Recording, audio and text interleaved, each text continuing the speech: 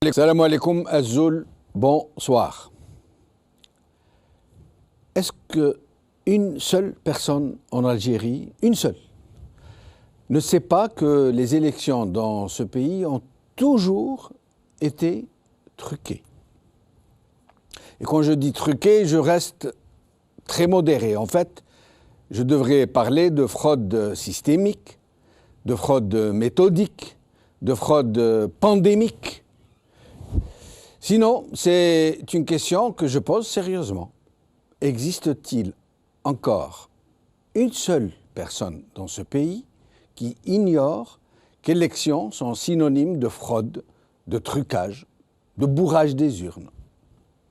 Qui ne sait qu'on fait voter même les morts, qu'on fait voter des gens qui ne se sont pas rendus au bureau de vote, qui sont restés tranquillement chez eux, qu'on fait voter les gens plusieurs fois, à leur insu, qu'on remplace des urnes par d'autres, qu'on donne des enveloppes fermées aux militaires pour qu'ils les glissent dans des urnes sans savoir ce qu'il y a dedans.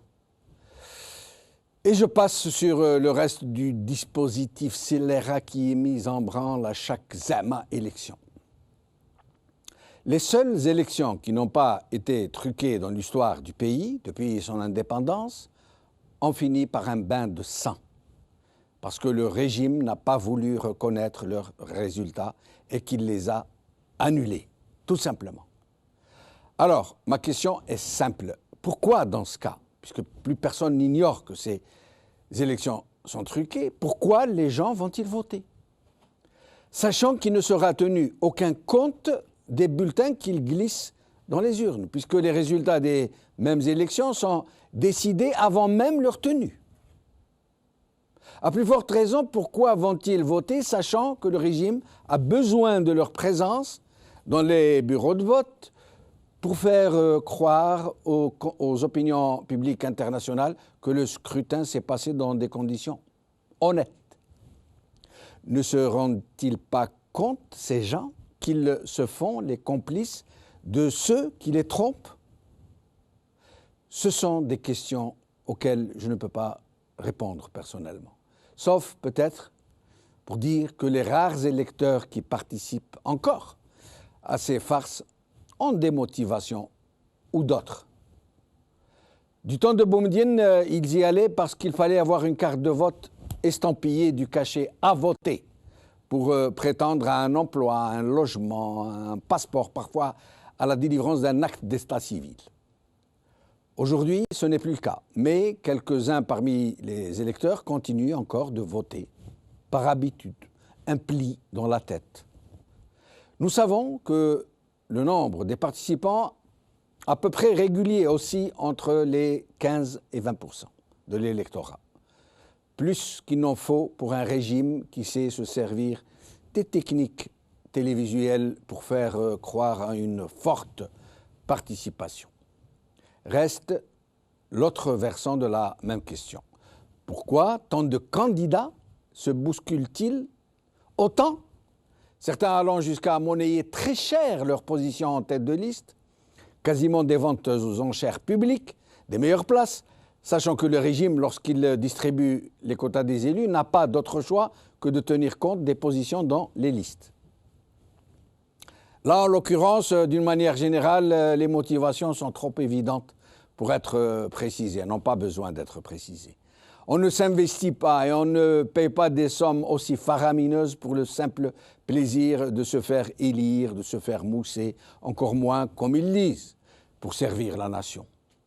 Et cette curieuse connivence a fait tache d'huile pour se répandre jusque dans des partis politiques qui dénonçaient furieusement, il y a quelque temps seulement, toute participation à ces parodies d'élections. C'est désormais la bousculade. Ministres, généraux à la retraite, partis dits d'opposition, personnalités dites politiques de l'opposition, représentants autoproclamés de la diaspora, enfants de chouhada illustres, Zama, intellectuels, Zama, capitaines d'industrie, Zama, chefs de partis politiques qui sont autant d'épiceries boulimiques. C'est le souk, la foire d'empoigne. Pousse-toi que je m'y mette. Mais un phénomène nouveau se fait jour, même s'il a existé de tout temps, sans parvenir néanmoins à dérayer la chronique. Des partis, des personnalités, des intellectuels, des militants de la vraie opposition s'organisent et appellent non seulement à une abstention massive, ce qui n'a besoin d'aucun appel de quelque sorte que ce soit, mais ils parlent aujourd'hui de boycott actif, de mobilisation sur le terrain pour dénoncer la farce. Et de son côté, le régime menace, alarmé par le contexte très volatile dans lequel vont se dérouler ces élections. Il montre à l'évidence des signes de panique. Il a peur que le peu qu'il contrôle encore ne tourne mal. Alors, il fait feu de tout bois, il menace, il vitupère, il nomme un islamiste à la tête de la haute instance indépendante de surveillance des élections. Il agite l'épouvantail de la syrianisation. Il bat le rappel de ses troupes de Baltagir. De son côté, l'ICSO, l'ISCO, instance de suivi et de coordination de l'opposition, semble être arrivé en fin de ressources. Ce bloc, initié par Ali Benflis et les membres de la CLTD, Coordination pour les libertés et la transition démocratique, était censé rassembler le peu d'opposition véritable qui refusait d'aller au râtelier. En fait, c'était plutôt une véritable auberge espagnole, un mariage de la carpe et du lapin, faite de briques et de brocs, qui devait éclater de toute façon, un jour ou l'autre, et qui semble bien, après cette dernière rencontre de certains de ses membres opposés au participationnisme, d'aller vers un dénouement dans le vrai sens du mot. Aujourd'hui. Liberté. Des membres de l'instance font bloc contre la participation aux législatives. ICSO, la fin du consensus. Par Farid Abdeladim. Algérie Focus. Opposition, les législatives divisent les rangs. Par Essaïd Ouakli. El Watan. Des membres de l'instance qualifient la participation aux législatives de reniement. L'ICSO, la fissure. Par Wajid Makedi. Législative 2017, l'opposition se durcit. C'est le titre de notre émission d'aujourd'hui et j'ai le plaisir de recevoir pour en parler, alors par ordre alphabétique, Ali Benouari, président de Nida Al-Watan, Soufiane Djilali, président de Jil Jadid, Karim Tabou, président de l'UDS. Ali Benouari, merci d'être avec nous. Ali Benouari. Anam, oui. Merci d'être avec nous, Ali Benouari. Oui, bonsoir, c'est Jamel. Bonsoir. Alors, vous avez donc assisté à cette dernière rencontre de quelques membres de l'ISCO. Et quelle décision avez-vous prise? La décision est connue. Je salue vos invités. C'est Karim Tabou et c'est Soufiane Djilali, s'ils sont là, parce que je n'ai pas suivi le début. Oui, ils sont là et vous êtes le premier à intervenir. Très bien, donc je les salue bien fort et les félicite pour le travail qu'ils ont fait et leur présence, leur travail, le travail important qu'ils ont fait pour assurer un succès à cette importante conférence de presse. Ce que je peux vous dire est connu de tous, puisqu'il a été rapporté par l'ensemble, la quasi-totalité des médias. Le temps de la décantation simplement est arrivé. Il fallait qu'on se démarque du travail de SAP, du travail de certains membres de l'ISCO, un grand nombre de partis et de personnalités de l'ISCO. Il était devenu manifeste qu'ils ne sont venus à cette instance que pour attendre le moment où le pouvoir les sifflera, et le pouvoir les a sifflés. Voilà. Il les a convoqués et ils sont arrivés, hélas. On aurait pu ne rien faire. On aurait pu, à l'instar de Ali Benflis, essayer de préserver cet instrument considéré par tous au départ comme précieux. On aurait pu faire comme lui, mais nous avons pensé, M. Tabou, M. Djilali et d'autres, qu'on ne pouvait pas continuer à comment dirais-je, tergiversé. Voilà, donc nous avons pensé qu'il était temps de réagir et voilà, la décantation est là, elle est arrivée bien plus tôt que prévu. Mais nous nous en félicitons. C'est vous qui quittez cette instance ou vous demandez aux autres de la quitter? Le problème qui se pose n'est pas de quitter l'instance ou de rester dans l'instance. On peut très bien attendre la prochaine réunion de l'ISCO pour que cette décision soit prise, mais nous avons pensé qu'il fallait prévenir le peuple algérien des manœuvres qui sont en cours et informer les autres membres de l'ISCO qu'on ne peut pas continuer impunément à jouer à l'opposant et à jouer aux courtisans du pouvoir. Donc nous avons lancé un avertissement, nous avons mis en demeure les membres de l'ISCO de choisir entre préserver et respecter l'esprit de Mazafran, l'esprit et la lettre de la plateforme de Mazafran, ou bien rejoindre le pouvoir. Nous ne leur laissons pas le choix. Ils devront bien s'assumer, mais la prochaine réunion de l'ISCO, à mon avis, est nécessaire. Donc nous ne quittons pas, nous prévenons les membres de l'ISCO qui sont tentés ou qui seront tentés de répondre au chant des sirènes du pouvoir, qu'il faudra compter sans nous. Et d'ailleurs, je ne vois pas une seconde qu'ils puissent rester à l'ISCO ou à l'IXO, parce que cette instance répond à un objectif qui est très clair, c'est-à-dire favoriser la transition démocratique, et tout y est. Donc, à partir du moment où des membres de l'IXO ne respectent pas la charte, la plateforme qu'ils ont signée, ils n'ont plus rien à faire là-dedans. Mais cette charte, cette plateforme, est-ce qu'elle prévoit expressément qu'ils ne doivent pas participer à ces élections? Elle prévoit qu'aucun parti membre de l'IXO ne peut prendre langue avec le pouvoir et encore moins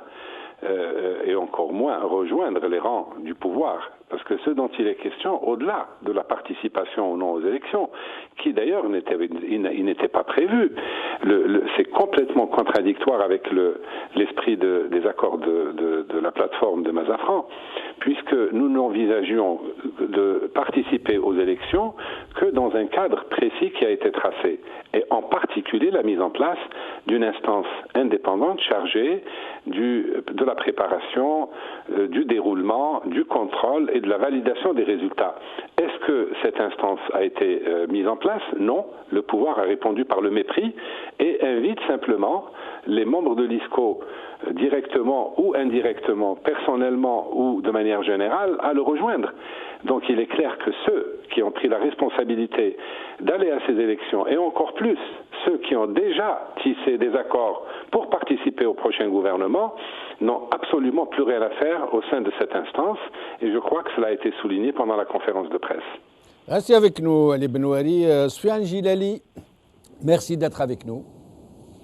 Merci à vous. Bonsoir à vous et à vos invités. Alors, Soufiane Jilali, d'abord, une question que tout le monde se pose. Pourquoi Ali Benflis, le représentant de Talay Al-Hurriyat, qui est pourtant un de vos partenaires les plus importants, n'a-t-il pas participé à cette rencontre? Je crois que le mieux est de lui poser directement la question. C'est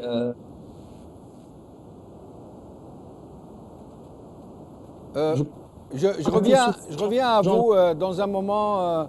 Il semble y avoir un problème dans la connexion.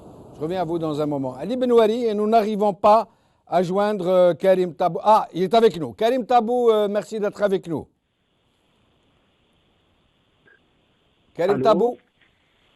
Allô, bonsoir, c'est Jamal. Bonsoir, Karim Tabou. Je vous ai repris parce que je m'excuse auprès de Ali Benouari parce que nous n'arrivions pas à joindre Karim Tabou. Merci d'être avec nous, donc. Merci à vous. Alors, Karim Tabou, donc, d'abord, votre sentiment sur cette rencontre que vous venez d'avoir avec vos partenaires qui sont contre le participationnisme, si je peux dire. Enfin, moi, je pense, je ne me faisais pas la moindre illusion sur l'état de notre classe politique, ou là de ce qui fait office de classe politique. Il suffit juste d'évaluer les parcours, les prises de position de tout un chacun pour voir la réalité en face, et que rares sont les formations politiques qui ont un projet, et rares sont les formations politiques qui ont surtout l'autonomie de décision.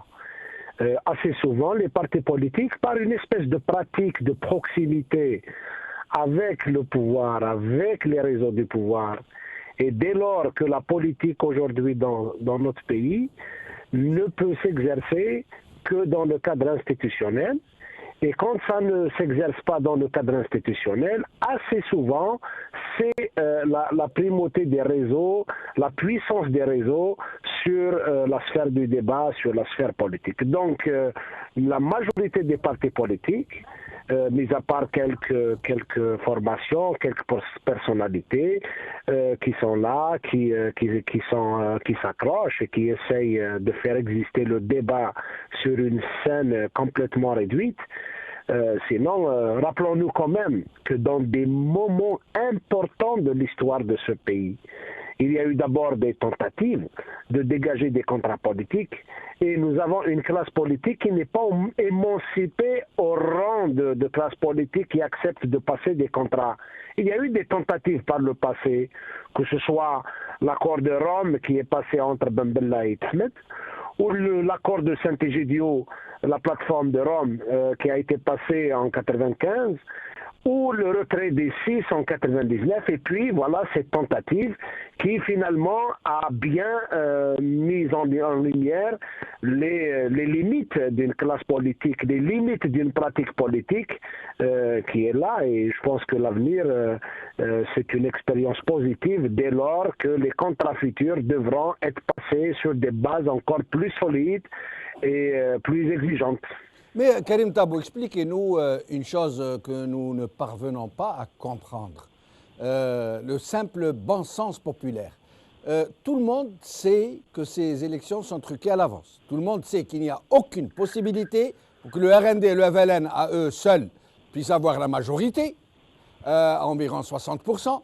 Tout le monde sait que tout autour, pour prendre encore plus de précautions, il y aura des partis maisons, des islamistes domestiqués, des petites épiceries politiques habituelles, plus les petits indépendants qui sont en train d'envoyer pour colmater les quelques brèches, et qu'on ne laissera qu'une toute petite marge de 5 à 8% peut-être pour ceux qui seront appelés à faire du cinéma, pour faire croire que c'est un parlement où on s'agite, où on fait de l'opposition. Tout le monde le sait, et pourtant tout le monde se bouscule au portillon. Bien sûr.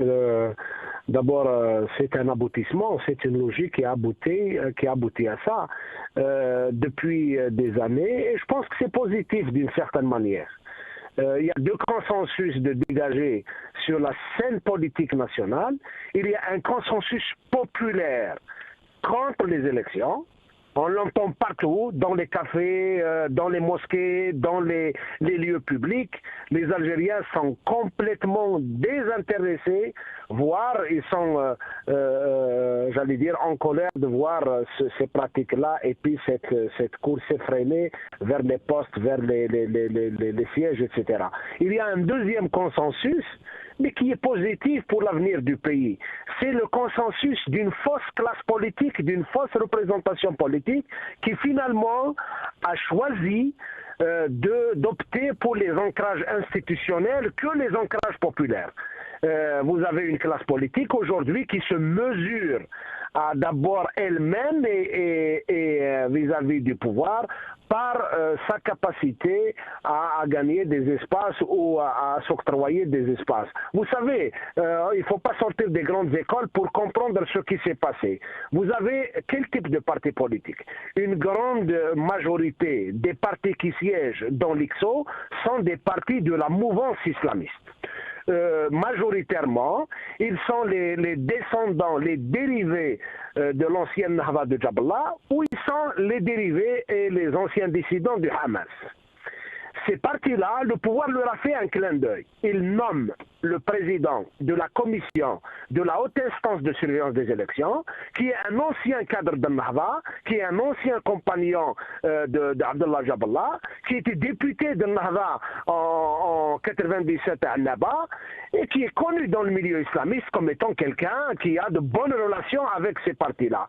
C'est lui-même aujourd'hui qui est en train de télécommander ses alliances islamistes. Donc vous avez deux groupes de partis islamistes qui se sont regroupés dans des alliances et d'une manière claire, le président de cette instance leur dit clairement qu'il faut vous organiser pour espérer avoir des sièges. Donc ils sont engagés dans cette procédure-là. Et d'ailleurs, je pense que la nomination de Derbel est justement faite pour soudoyer, pour lancer cet appât. Derbel qui est islamiste connu, qui a été nommé pour diriger la haute instance indépendante des élections. Restez avec nous, Karim Tabou. Soufiane Djellali, j'espère que la connexion a été rétablie. Oui, je suis avec vous. Très bien. Vous êtes avec nous au téléphone ou en Skype? Non, par Skype. En Skype, très bien. Alors, Soufiane Djellali, je vous laisse d'abord poursuivre ce que vous me répondiez tout à l'heure au sujet de la non-présence de Talal El-Houriyat avec vous, alors que Talal El-Houriyat ne participe pas aux élections. Écoutez, je crois que le mieux, c'est de poser la question directement à M. Ali Benflis ou du moins à un de ses cadres. Je crois qu'ils sont mieux habilités à parler au nom de leur parti. Oui, mais votre avis sur la question. Ce que je peux vous dire, c'est que nous avions pris contact avec eux, nous leur avons expliqué notre démarche. Nous avons compris qu'eux tenaient coûte que coûte à maintenir en place l'IXO. Mais nous, on ne comprend pas cette logique et en tout cas, on a été jusqu'au bout de ce que nous voulions faire, c'est-à-dire dire la vérité aux gens. Alors, cette propension du régime de plus en plus prononcée d'user du pion islamiste parce qu'il sait que ça fait voter certaines catégories de la population, non seulement pour attirer les gens à voter, ça veut dire en promettant des quotas aux partis islamistes qui se présentent, mais en plus de désigner Za'ma comme haute autorité fonctionnelle et surtout morale, vertueuse. Un islamiste, M. Derbel en l'occurrence, qu'est-ce que vous en pensez, M. Djellali? Bon, d'abord, je ne crois pas qu'il faille faire une relation entre morale et islamiste. Je crois que chacun est dans son rôle. Mais je crois qu'eux, ils sont dans cette démarche. Nous le savons très bien. Je crois que le régime est dans cette démarche parce qu'il pense que la pilule passe mieux. J'allais dire le suppositoire, pardon, excusez-moi. Non, je crois tout simplement que c'était un gage pour certains. Il faut remonter un peu plus loin pour comprendre ce qui se passe actuellement. Certains partis de membres de l'IXO ont commencé à parler de participer au gouvernement depuis au moins le mois de février 2016. Voilà, donc ce n'est pas une histoire d'il y a 15 jours ou au moment de la nomination de M. Derbel. Lorsque ces partis avaient annoncé leur participation très probable après les élections, c'est qu'ils avaient déjà opté, qu'ils avaient des propositions sur la table et qu'ils ont négocié bien fort. C'est tout simplement cela que ça veut dire. Je le dis d'autant plus facilement que je m'étais donné la peine de donner mon avis sur cette question dès ce moment-là. Je l'avais dit au sein de l'IXO, j'avais interpellé les partis qui avaient pris cette position et j'avais dit qu'il était inadmissible que des partis politiques négocient en lot sur le capital accumulé par l'IXO. Nous, pendant qu'on faisait la proximité, qu'on parlait aux citoyens algériens, qu'on essayait de les mobiliser, qu'on essayait d'expliquer qu'il n'était pas possible de rentrer dans une compromission électorale avec un pouvoir qui était illégitime, dont la tête était vacante, que c'était un régime qui trafiquait et qui fraudait. Donc tout en faisant cette pression-là sur le pouvoir, d'autres plus malins étaient partis négocier probablement sur un plateau d'argent l'IXO en entier. Et ça ne pouvait pas passer. J'avais prévenu, je l'avais dit. On ne m'a peut-être pas cru sur parole, mais les faits démontrent aujourd'hui que nous avions raison, non seulement de douter, mais de prendre toutes nos précautions pour empêcher cette utilisation de l'IXO pour éteindre finalement l'opposition. Imaginez que nous n'ayons pas réagi, qui ne dit mot consent, et à ce moment-là, ceux qui auraient participé au gouvernement l'auraient fait au nom de l'IXO et de l'opposition, et ça, on aurait été fini avec l'opposition, et c'était une normalisation définitive ou au moins pour quelque temps pour le régime. Restez avec nous. Alors, Ali Benouari, le 2 février, le président, on lui prête le pauvre toutes sortes de choses, mais bon, disons que c'est le président qui a lui-même convoqué le corps électoral, pour parler comme tout le monde. Maintenant, c'est une habitude de reconnaître que c'est le président qui signe, qui convoque, qui limoge. Alors, il a convoqué le corps électoral le 2 février. Et dans le même décret, il est prévu que du 8 au 22 février, une quinzaine de jours, il y aura une révision exceptionnelle des listes électorales. Vous imaginez un peu qu'en une quinzaine de jours, on peut réviser les listes électorales? Allez, Benouari. C'est ce qu'on a toujours appelé mascarade électorale. Tout est trucage, tout est mensonge. Ce qui est triste, c'est que l'opposition, dans laquelle beaucoup d'Algériens ont cru, se soit prêtée à cette mascarade. En tout cas, pas tous, heureusement, puisque nous avons réagi. C'est un marché de dupes. Tout ce qui entoure ces élections, passées, présentées, à venir, sont un marché de dupes. Les conditions de leur déroulement, les participants. Alors justement, au sujet des participants, il y a des partis qui existent, qui sont des partis de faux partis, oui. Au sujet des participants, j'apporte juste de l'eau à votre moulin et je vous laisse finir. Alors, on ne connaît pas avec précision le nombre des nouveaux arrivants, ça veut dire ceux qui ont 18 ans révolus, qui arrivent, j'allais dire, dans le marché de la fraude. On ne connaît pas leur nombre. Comme on ne connaît pas le nombre exact de ceux qui en sont partis, ça veut dire les gens décédés depuis. Or, le ministre de l'Intérieur nous dit, écoutez bien, que le corps électoral est de 22 79 578 électeurs. Ça veut dire au chiffre, à l'électeur près.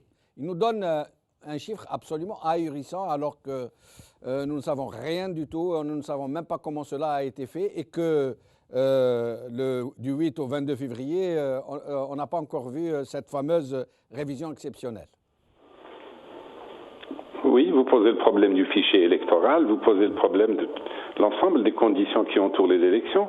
Si l'opposition, au sein de l'IXO, a demandé la mise en place d'une instance indépendante chargée des élections, c'est pour cette raison-là. Or, cette instance, il ne peut pas y avoir d'élections libres. Marché de dupes, vous m'entendez? Oui, on vous entend très bien. Marché de dupes, je relève dans ce qu'a dit Sofiane Djilali et Karim Tabou qu'il y a eu rupture d'un contrat. Hélas, le pouvoir nous a habitués à ça, mais nous ne savions pas que des opposants ou des pseudo-opposants pouvaient à ce point renier leurs paroles, renier leur signature apposée au bas d'un document. Il était temps que les Algériens apprennent que oui, il y a des opposants qui respectent leurs paroles. On ne peut pas. Il fallait mettre un terme à cette mascarade. À la mascarade du gouvernement, du pouvoir, il y avait une mascarade au sein de l'ISCO, au sein de l'opposition. Et cette mascarade, c'est cette mascarade-là que nous venons de dénoncer afin de réhabiliter le politique ou la politique. C'est une réhabilitation. Le bon Dieu reconnaîtra ses saints. À partir de maintenant, je pense que les Algériens sauront où se trouvent les opposants et où se trouvent Kedhabin, Sarraqin, el Munafqin. Et je dirais, il est l'Asaf Shadid, l'islam politique. Puis il faut en parler. Je crois que c'est Karim Tabou qui a dit que la quasi-totalité ou un grand nombre de membres de l'IXO sont des partis soi-disant islamistes. Pourquoi tout ça, à votre avis? Pourquoi? Mais parce que l'islam est devenu un fonds de commerce politique. Et le pouvoir veut montrer qu'il est avec l'islam, qu'il est avec le peuple. Il courtise le peuple parce qu'il considère que le peuple a une sensibilité islamiste très forte. Et d'où la prolifération du nombre de partis islamistes, alors qu'en réalité, ils sont tous issus du parti de Jaballah et du parti de Nahnah. On les a divisés pour créer l'illusion du nombre, on les a regroupés moitié dans l'alliance verte du gouvernement et moitié ou les 2/3, soi-disant, au sein de l'opposition. Et puis, le moment venu, voilà, on a provoqué, soi-disant, un ralliement des islamistes autour du pouvoir. Vous voyez bien que le peuple utilise l'islam comme moyen de maintien au pouvoir. Le régime utilise l'islam, vous voulez dire? Le régime utilise l'islam pour se maintenir au pouvoir et des individus sans scrupules, je répète, des individus sans scrupules utilisent l'islam et l'islamisme ou l'islam politique pour arriver au pouvoir. Et c'est cela aussi qu'il faut dénoncer. Dites-moi, Ali Benouali, vous qui êtes si habituellement modéré, très diplomate, tout en rondeur, je ne m'explique pas, vous êtes devenu très dur, vous prononcez des mots définitifs, je ne vous reconnais pas, franchement, même si je suis totalement d'accord avec vous par ailleurs. Oui, parce que je me suis fait beaucoup d'illusions, je pensais, d'ailleurs autour de Ali Benflis, puisque mon parti est membre du Qutb, je pensais qu'il y avait un fond de sérieux dans cette opposition et qu'il fallait encourager les éléments sérieux, les éléments crédibles de cette opposition afin de montrer une opposition responsable dont le pays pourrait avoir besoin s'il était un jour, à Dieu ne plaise, plongé dans le chaos. Or, je m'aperçois que tout était truqué, que cette opposition était truffée d'opportunistes. C'est pour ça que je suis en colère. Et c'est ce que je dénonce avec mes amis, Sofiane, Karim, etc. Il fallait que nous réagissions de manière violente. Et j'ai envie de dire au peuple algérien, ça suffit. Ça suffit. Maintenant, il faut vous déterminer. Vous savez maintenant qui sont les vrais opposants et vous savez qui sont les menteurs. Vous savez qui sont les opportunistes. Ils se sont regroupés. Yani, alhamdoulilah, Rabbi jmelhum, il les a tous ficelés et il les a envoyés en direction du pouvoir. On peut dire maintenant, sans risque de se tromper, que les vrais opposants sont ceux qui sont en dehors de ces mascarades électorales et en dehors de la cosmogonie du pouvoir. Restez avec nous, Ali Benouali. Karim Tabou, une information d'importance, et quelle information, vient de tomber il y a à peine 1h30, 2 heures. Un journal en ligne, Algérie Patriotique, l'a publié, entre autres. Alors je vous lis le titre seulement. L'Union européenne donne son accord pour superviser les élections législatives. L'Union européenne accepte donc de cautionner des élections truquées par avance, dont tout le monde connaît la teneur, la façon, comment ça va se dérouler. Est-ce que vous pourriez nous expliquer un peu comment cela a-t-il été possible? Non, vous savez, Jamal, le pouvoir, depuis des années, il a sophistiqué ses méthodes et puis ses habillages. D'abord, pour expliquer un peu la scène politique, cette sophistication a fait que c'est plus le peuple qui a ses représentants au sein des institutions, c'est l'inverse. C'est le pouvoir qui a des partis politiques qui le représentent dans la population. Et pour la première fois, on n'aura pas un parlement, on aura des groupes parlementaires du pouvoir dans les partis politiques. C'est-à-dire, le pouvoir a besoin de 20 députés du Hamas, il les donne et il se crée lui-même le groupe parlementaire du pouvoir au sein du Hamas. Et il aura la même chose dans le FFS, dans le RCD, dans les autres partis. Et puis c'est fini, on ne peut plus appeler cela le Parlement, on ne peut plus appeler cela les représentants du peuple, c'est tout le contraire. Et pour donner un bel habillage à tout ça, bien sûr, il fallait tout faire pour que les partis politiques participent, avec des promesses. Vous savez, si Jamal, vous entendez des partis politiques, des chefs de partis politiques, comme un ifrita, moi c'est réglé. C'est réglé comment? Il a eu de bons contacts, il a rencontré X ou Y. Ça se passe comme ça aujourd'hui sur la scène politique.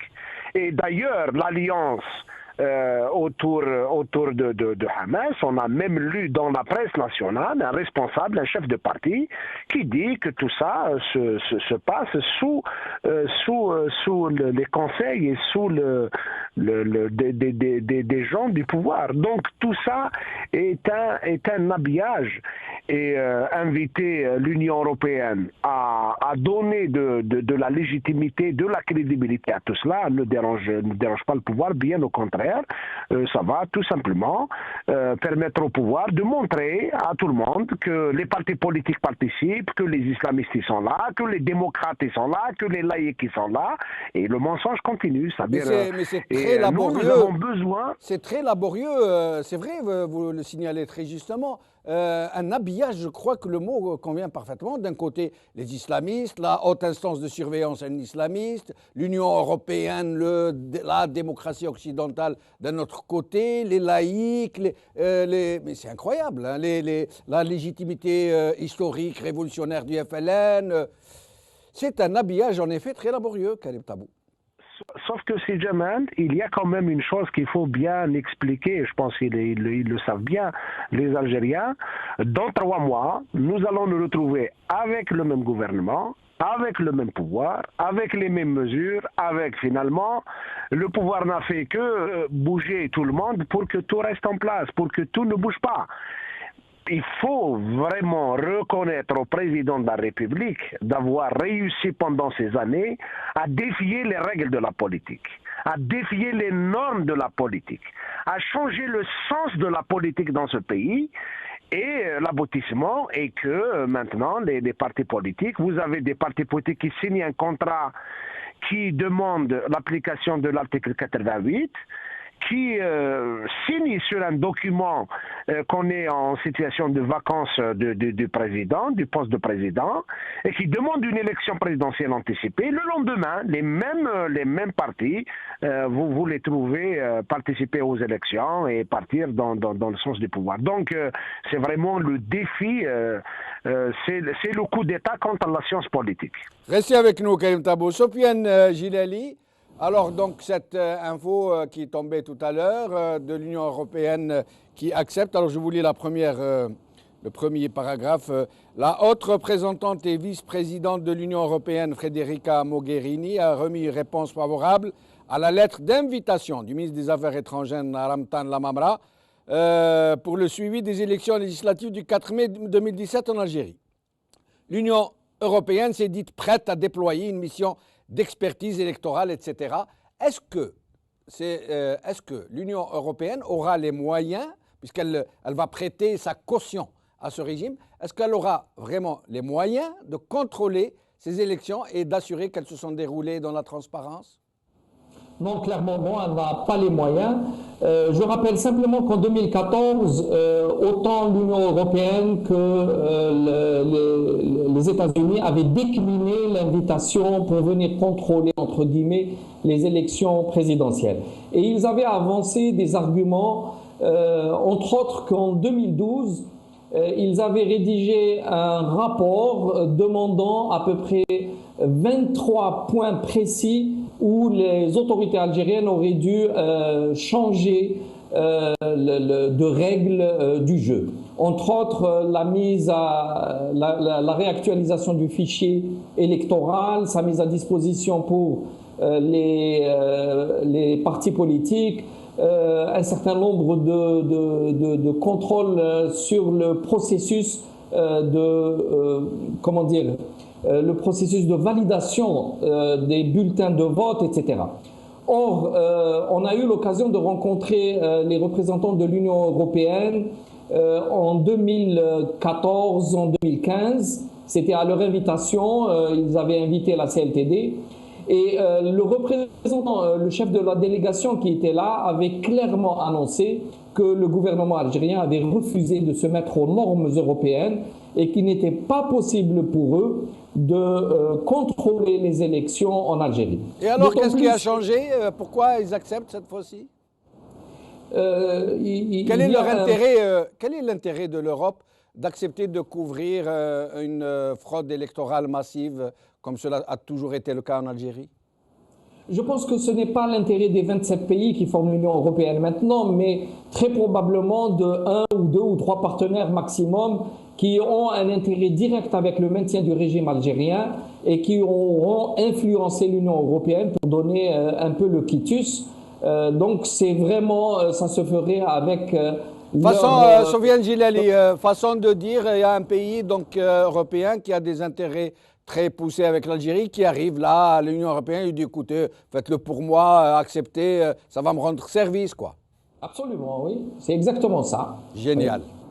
Génial. Voilà. Ouais. Et comme le régime a besoin de soutien étranger, on avait vu comment on défilait des chefs d'État pour nous expliquer la lacrité d'un président qui ne pouvait pourtant pas dire bonjour aux Algériens depuis maintenant 6 ou 7 ans. Voilà le drame de ce pays. On est un pays sous influence. On ne sait pas comment ce pays gère ses intérêts avec les étrangers. On ne sait plus dans quelle mesure les étrangers ont une influence directe sur les décisions de sécurité nationale même de notre pays. Voilà, c'est un régime qui est prêt à tout pour se maintenir en place. Soufiane Jalali, je vous demanderai de commenter cette déclaration de M. Bedoui, le ministre de l'Intérieur. Les prochaines élections seront d'un plus haut niveau. Qu'est-ce qu'il veut dire par là? C'est très simple, c'est le plus haut niveau de fraude. Ah, il n'a pas arrêté juste la phrase, mais je ne sais pas s'il finit ses phrases, mais en tout cas, le sens est là. Alors, plus loin, voilà ce qu'il dit. La nouvelle Constitution sera le principal garant de la transparence et de la régularité des élections grâce aux lois qu'elle renferme, ainsi que la haute instance indépendante des élections qui sera indépendante à 100%. J'en perds ma voix, excusez-moi.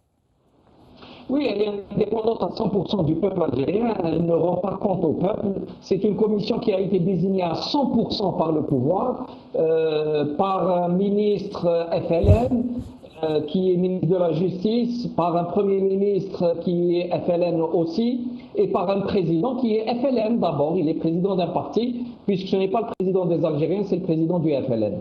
Voilà, comment voulez-vous faire confiance? Monsieur Taïb Louh, qui est ministre de la Justice, en 2012 était tête de liste à Tlemcen, il a raflé 100% des sièges. C'est le signe éloquent d'une très grande démocratie et qu'il incarne aujourd'hui. Non, soyons sérieux. Quant à la nouvelle constitution, je rappelle à M. Bedoui qu'il ne s'agit en aucun cas d'une nouvelle constitution. C'est toujours la constitution de M. Zarouel qui a été adoptée par référendum en 1996 et elle a subi quelques amendements et surtout, plusieurs offenses, parmi lesquelles 2008, lorsque le président actuel s'est permis d'ouvrir le nombre de mandats et auxquels les opposants qui viennent de rejoindre le régime avaient déjà voté avec les deux mains pour que M. Bouteflika fasse mandat à vie. Restez avec nous, Soufiane Jalali. Ali Benouari, votre commentaire sur cette implication de l'Union européenne dans les élections législatives algériennes? Heureusement que le ridicule ne tue pas, ou malheureusement. Parce que j'ai reçu, je confirme en tout point ce que dit Soufiane Jalali, j'ai reçu moi-même les représentants de l'Union européenne qui ont édicté des règles strictes de ce qu'ils considèrent comme étant le bon déroulement d'élections. Ils reconnaissent que le pouvoir algérien n'a pas respecté ce cahier des charges. Comment pourrait-il aujourd'hui cautionner une mascarade électorale d'un niveau beaucoup plus élevé? J'avais écrit moi-même à l'époque au Martin Schulz, au président du Parlement européen, pour lui dire de s'abstenir de cautionner. Heureusement, je crois avoir été suivi. Je crois que c'est pour ça que j'ai... Enfin bref. Mais je crois aussi qu'une émission comme la vôtre est écoutée par les chancelleries, écoutée par les grands partenaires de notre pays, et c'est tout son mérite. Qu'ils sachent aujourd'hui qu'il y a des Algériens braves, des Algériens honnêtes, des Algériens conscients, qui ne cautionnent pas une fraude, même si eux, les Européens, devaient la cautionner. Les masques sont tombés. Aujourd'hui, pour répondre à une question que vous avez posée à Soufiane Jalali, pourquoi font-ils ça? Tout simplement, probablement, bien sûr, il y a l'influence de la France, mais aussi probablement parce qu'ils ne veulent pas, c'est un peu pour se donner bonne conscience, que l'Algérie ne devienne une deuxième Syrie ou un deuxième Irak ou un autre Yémen. Et en cela, je crois qu'ils rendent un très très mauvais service à la fois aux Algériens, aux pays du sud de la Méditerranée et à l'Union européenne, à eux-mêmes. Ils vendent le court terme au profit, ils sacrifient le court terme, la stabilité qui est censée leur apporter la stabilité du régime à un moyen terme extrêmement risqué. Il devrait, et si j'espère qu'il m'écoute, il devrait réfléchir à 2 fois. Et pourquoi n'attirez-vous pas l'attention en tant qu'opposant justement et en tant qu'opposé à ces élections de la fraude annoncée? Pourquoi n'attirez-vous pas l'attention des opinions publiques internationales sur cette concussion de leurs représentants? Nous attirons leur attention comme nous le pouvons, y compris aujourd'hui. Je suis persuadé que votre émission sera suivie et que les messages qui sont diffusés à travers votre émission seront bien reçus. Est-ce qu'ils seront suivis des faits ou pas? Je crains hélas qu'ils ne le seront pas parce qu'il y a trop d'intérêts en jeu. L'Algérie les intéresse, c'est un gros gâteau que se disputent la mafia et les grands partenaires de l'Algérie. Hélas, c'est le court-termisme, c'est ce qu'on appelle le court-termisme. Et si tant de pays sont à feu et à sang, c'est précisément en raison de l'inconscience de nos grands partenaires qui ne savent pas que les Arabes, les musulmans, les Berbères, etc. sont parfaitement capables d'assimiler les règles du jeu démocratique. Et c'est pratiquement une insulte, une injure à nos peuples de considérer que nous ne sommes pas mûrs pour la démocratie. Ils préfèrent miser sur la dictature, mais ça leur explosera à la figure, tôt ou tard, comme ça leur explose à la figure en Irak, en Syrie, en Libye et ailleurs. Ils seraient bien avisés de miser, pour une fois, sur la démocratie et les démocrates. Mais est-ce que ça leur explose réellement à la figure? Est-ce que ce ne sont pas plutôt ces peuples que vous venez de citer qui sont en train de payer la lourde ardoise du soutien des despotes par un accident totalement irresponsable? Peut-être qu'ils n'en ressentent pas les effets aujourd'hui, mais regardez les réfugiés syriens. Regardez les centaines de milliers de réfugiés syriens. Regardez l'immigration des pays du Sahel à travers la Libye déstabilisée. Et si l'Algérie demain devait sombrer dans le chaos, c'est des millions de boat people qui assiégeraient l'Europe. Pour des raisons que vous et moi et tous ceux qui nous écoutent connaissent très bien. Parce que l'Algérie est un État clé. L'Algérie n'est pas n'importe quel État. Ce n'est pas par excès de fierté de nationaliste que je le dis, mais il suffit de regarder la carte de géographie, où l'Algérie est placée, par où passent les gazoducs, l'importante émigration algérienne, etc., pour se rendre compte avec effroi quand on est honnête, des risques de déstabilisation de notre pays. Mais évidemment, tout le monde joue le court terme, aussi bien les dirigeants algériens que les dirigeants européens. Restez avec nous jusqu'à la fin de l'émission, Ali Benouari. Karim Tabou, le mot de la fin va vous revenir. J'aimerais que vous nous commentiez un peu cette intrusion d'une dizaine de ministres, dont le Premier ministre, nous dit-on, qui se préparent à entrer dans ces élections alors qu'ils sont encore aux commandes et qui sont en train de préparer les mêmes élections, eux-mêmes. Je pense qu'ils défient les normes politiques, comme je le disais, et ils s'en foutent. Ils sont là, ils vont être là après des élections, et les élections auraient été tout simplement une simple procédure administrative. Ce qui est malheureux, c'est qu'il y a un vrai décalage horaire entre ces partis qui participent et le pouvoir. Ces partis sont dans une logique de siège, de chercher des ancrages dans les institutions, mais le pouvoir il est ailleurs. Le pouvoir il cherche à trouver des solutions à 2 défis majeurs. Le premier défi, c'est les contraintes économiques et sociales. Donc il veut bien impliquer la classe politique pour ne pas avoir à assumer seule la responsabilité. Le deuxième défi, le pouvoir en tout cas y pense, c'est l'après-Bouteflika, comment gérer cette situation. Donc pour eux, l'élection législative n'est qu'une simple procédure. Les ministres vont se porter candidats et puis vont être désignés, les majorités sont désignées à l'avance et puis tout va bouger pour que tout reste en place. Je voulais juste rebondir sur la question de l'Union européenne. Il faut quand même rappeler à nos amis 3 choses essentielles. La première est que sur le plan de la fidélité aux valeurs démocratiques de cette Union européenne. Souvenez-vous que l'Union européenne avait supervisé le processus électoral en Palestine, qui fut d'ailleurs gagné par Harakat Hamas, Et puis, par la suite, c'est complètement le renoncement à ses engagements, à ses principes, voire les populations palestiniennes étaient punies justement, collectivement, pour avoir expérimenté la démocratie, pour avoir choisi démocratiquement ses représentants. Donc, en termes de fidélité aux valeurs démocratiques, l'Union européenne n'est pas un bon exemple pour nous. La deuxième est que le pouvoir algérien, je pense dans ce contexte précis, il y a eu des rapports assez durs à l'égard de l'Algérie, notamment sur le plan de la corruption, de la transparence, des libertés d'expression, de la vie des citoyens dans beaucoup de domaines. Et d'ailleurs, il y a eu des réactions. Vous avez même consacré une émission pour ça. Je pense que le pouvoir veut justement jouer cette carte d'invitation. Certainement, ça va être un comité très restreint, très réduit, qui va être reçu à l'hôtel Saint-Georges ou à l'hôtel Laurasie. Ils vont passer de bonnes vacances dans la région. Mais attention, effectivement, il y a un regard vers cette zone et il y a également un jeu malsain des autorités algériennes qui veulent se présenter comme d'abord le pays qui assure la sécurité dans la région. C'est un pays qui a acheté beaucoup d'armes, qui a beaucoup de moyens. Comparativement aux États de la région, c'est un pays qui a quand même les moyens d'assurer le poste avancé, d'assurer la surveillance des frontières. Et puis la deuxième, c'est que le pouvoir algérien joue bien sur ces chantages-là. C'est-à-dire il a une capacité extraordinaire à faire des chantages, c'est-à-dire le soutien contre la sécurité, le soutien contre les fonctions de postes avancés dans la région. Donc le pouvoir, il veut vendre cette image-là. Merci Karim Tabou, merci Soufiane Jilali, merci Ali Benouari, merci chers amis d'avoir suivi cette émission. Qawal la khair, salama.